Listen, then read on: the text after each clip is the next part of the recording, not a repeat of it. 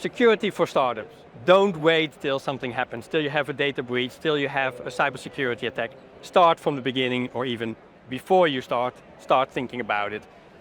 As a startup, simple things. How can you help yourself and protect yourself is start with a very secure password.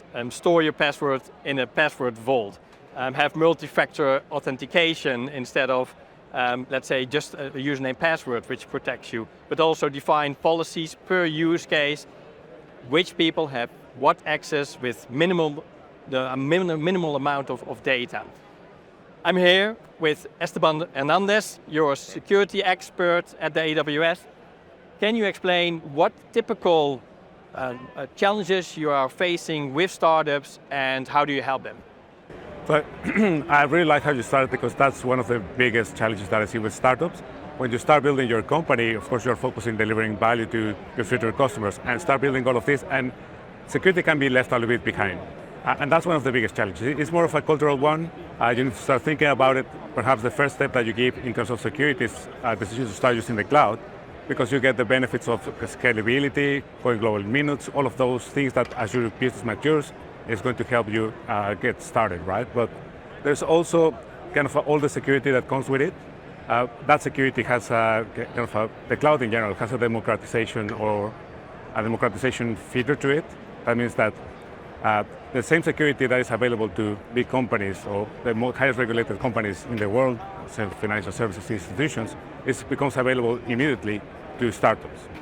And at that point, you have the first step. Of course, we have a shared responsibility model in the cloud. So that means that you can take that, you don't have to worry about the physical security, you don't have to worry about some aspects, but there is a lot of the security that is still under your control. All right. The first thing is to think about the identity and the permissions that you set. Start using temporary credentials, because that means that you don't have to worry about managing those long-term credentials. There are many ways to do that on AWS, with services like AWS Identity Center can help you in that space. But as you set the permissions, you rightly said, it's very important to use the principle of least privilege. And the principle of least privilege is there to make sure that, of course, it's easy to start with the admin, all of the permissions, start building things because you all trust each other. But as you keep growing, that becomes a challenge, because you don't know when something goes wrong, or if those credentials end up in the wrong place, then that has the same impact on your platform. As you continue maturing, then you have a series of security services that you can start leveraging on AWS. Things like Inspector, if you're going to be analyzing for vulnerabilities, the infrastructure that you have deployed. But perhaps you are at the stage that you don't want to be using some of these services. Definitely focus on the ones that you're going to be using at the beginning. Things like Amazon Guard Duty, a threat detection service, can help you to quickly identify if something is going wrong at that point in time.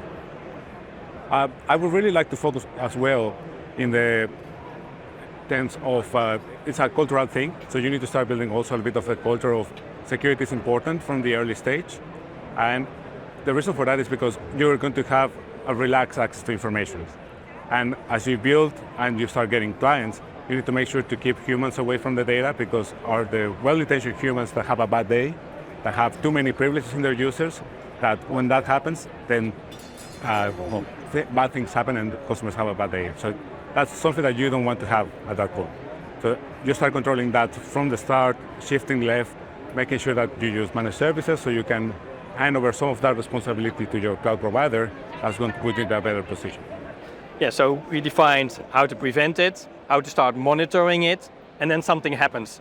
You're along the way and either you have a breach or you have an attack. What should you do?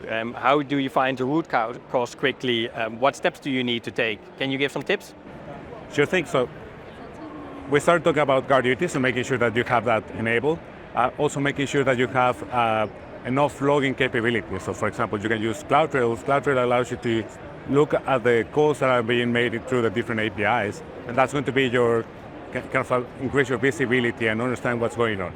So those are things that you need to have from before, because if you don't have them from the beginning, if something bad happens, you don't have a way to go back. Yeah. Another tip that I can give is that you can always contact your cloud provider, in this case AWS. We are able to help in whatever way we can, so we will get involved, we'll try to work with you and try to understand what happened. And it is your environment, it's your responsibility, but we would like to help customers in any way that is. So I think the conclusion is it's a shared responsibility, but start thinking and acting before you even start accessing the cloud, and prevent is always better than solve it. And I would also like to kind of use this opportunity. So we understand that startups have a different way of working. So we have published a series of prescriptive guidance for startups on where to start. We're happy to share those with the startups.